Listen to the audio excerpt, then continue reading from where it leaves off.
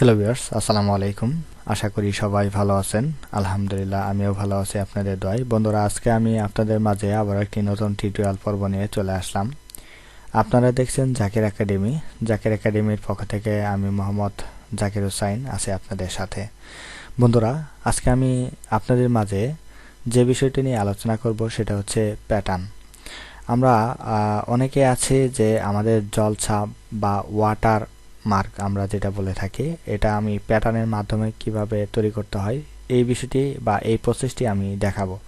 আমার স্ক্রিনে যে ছবিটি দেখতে পাচ্ছেন, এই ছবিতে আমি যে প্যাটার্ন বা ওয়াটার মার্কটি ব্যবহার করেছি, এই ওয়াটার মার্কটি কিভাবে তৈরি করবেন ফটোশপের মাধ্যমে সেই বিষয়টি আজকে আমি আপনাদের মাঝে পূর্ণাঙ্গ আলোচনা করার চেষ্টা করব। তো বন্ধুরা, ধৈর্য সহকারে শুরু থেকে শেষ পর্যন্ত ভিডিওটি দেখার অনুরোধ রইল। তো চলুন শুরু করা যাক আজকের টিউটোরিয়াল পর্বটি।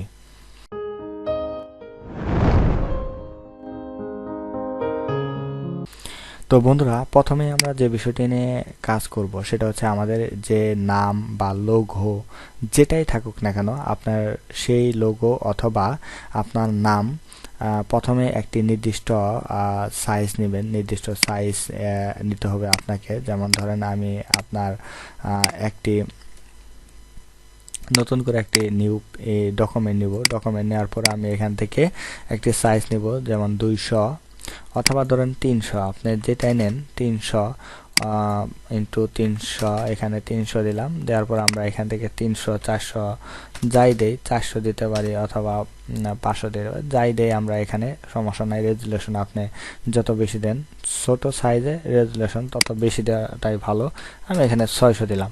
600 দেওয়ার পর আমরা এখানে কি করব, জাস্ট ক্রিয়েট অপশনে ক্লিক করব। ক্রিয়েট অপশনে ক্লিক করার পরে আমাদের এখানে একটি নাম দিতে হবে। যেমন ধরেন আমরা এখান থেকে দিব, ধরেন আমরা জাকির একাডেমি দিব।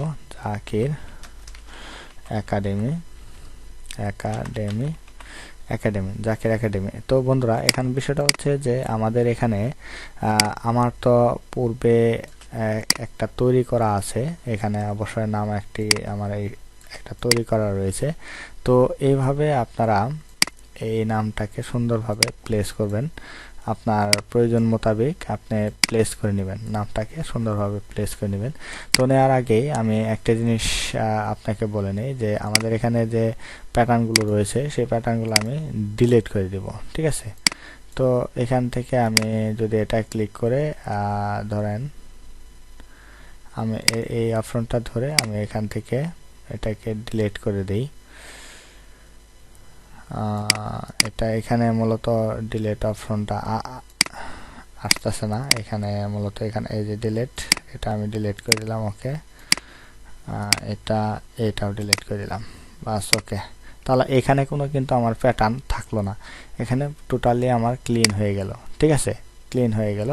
তো এখন বিষয়টা হচ্ছে যে আমরা এই প্যাটার্নটা কিভাবে তৈরি করব। আমরা যাব এডিটে। এডিট থেকে ডিফাইন প্যাটার্ন, এটা দেওয়ার পরে আপনি চাইলে এখান থেকে সুন্দর একটি নাম দিতে পারেন, আপনার প্যাটার্ন 1, প্যাটার্ন 2, অথবা যে কোনো আপনার ব্যক্তিগত আপনার নিজের নামটাও দিতে পারেন, কোনো সমস্যা নাই। দেওয়ার পর আপনি এখানে ওকে দেন।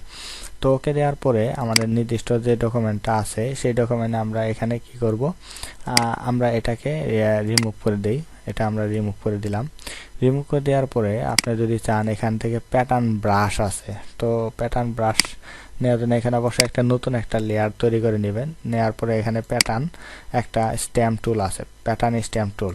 তো এটার মাধ্যমে কিন্তু আপনি চাইলে এখান থেকে যেমন ধরেন এই যে প্যাটার্ন, এই প্যাটার্নটা ধরিয়ে দিবেন। প্যাটার্ন স্ট্যাম্প টুলটা ধরার পরে এখান থেকে প্যাটার্নটা আপনি চিহ্নিত করে দিবেন। চিহ্নিত করে দেওয়ার পর আপনি এখান থেকে প্যাটার্ন এভাবে ধরেন ব্রাশ করেন, এভাবে ব্রাশ করেন। দেখেন এখানে ব্রাশ করলে এখানে একটা সমস্যা তৈরি হচ্ছে। যেমন দেখেন এখানে যে আমি প্যাটার্নটা রেডি করলাম বা তৈরি করলাম, এখানে কিন্তু আমাকে একটা সাদা আবরণ বা সাদা কালার চলে আসছে। তো এটার জন্য আমরা এটা একটু নিচে নিয়ে আসবো। জাস্ট এটা নিচে নিয়ে আসার পরে এই যে ছবিটা আছে, এই ছবিটাকে অবশ্যই আপনি কি করতে হবে, মাল্টিপ্লাই করে দিতে হবে। এটা একটা অপশন ছিল, এটা একটা অপশন। আর দ্বিতীয় একটা অপশন কি, সেটা হচ্ছে যেমন ধরেন আমরা এটাকে এভাবে রাখলাম। তো দ্বিতীয় একটা অপশন হচ্ছে যেমন আমরা প্যাটার্নটা এইভাবে একভাবে দিতে পারি, অথবা আমরা এখান থেকে এই অপশন থেকে আমরা আসবো, এই প্যাটার্ন অপশন, এই প্যাটার্ন থেকে আমরা এই প্যাটার্ন অপশনটাও আমরা চাইলে ধরিয়ে দিব। ধরার পর আমরা এখানে চাইলে এই প্যাটার্নটা কি করতে পারবো, বড় প্লাস ছোট করতে পারবো।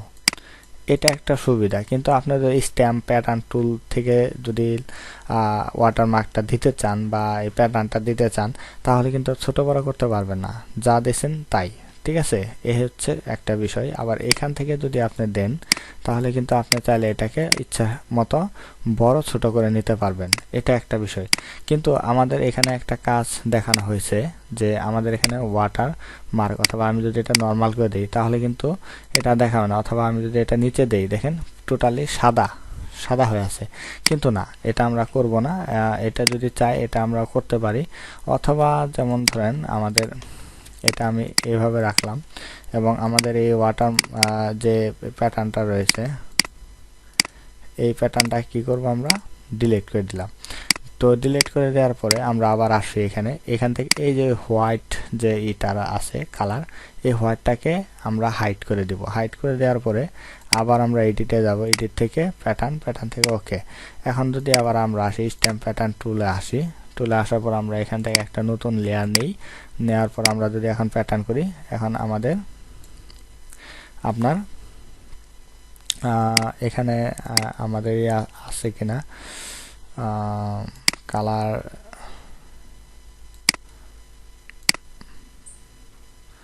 দেখেন এখানে আমাদের কালার নেই। ঠিক আছে, আমাদের এখানে কোনো কালার আসলো না। ঠিক আছে, এই প্যাটার্নটা আমরা সিলেক্ট আগেরটা থাকার কারণে এই অপশনটা দেখাচ্ছিল। তো এটা আমি ডিলিট করে দিয়ে আবার নতুন করে আমি আরেকটা লেয়ার নেব। এখানে লেয়ার নিলাম, এখানে নতুন করে প্যাটার্নটা সিলেক্ট করে ধরে আমরা আবার ট্রাই করি। দেখেন এখন নাই। ঠিক আছে, এখন আছে, এখন নাই। এইভাবে চাইলে আমরা এই কাজটা সুন্দরভাবে করতে পারি, কিন্তু এটা কিন্তু আর বড় ছোট করতে পারবো না। কিন্তু আমরা যদি চাই যে এখান থেকে আমরা এই প্যাটার্ন অপশনটা নিব, নেওয়ার পরে আমরা চাইলে এখান থেকে স্কেল কম বেশি করতে পারবো।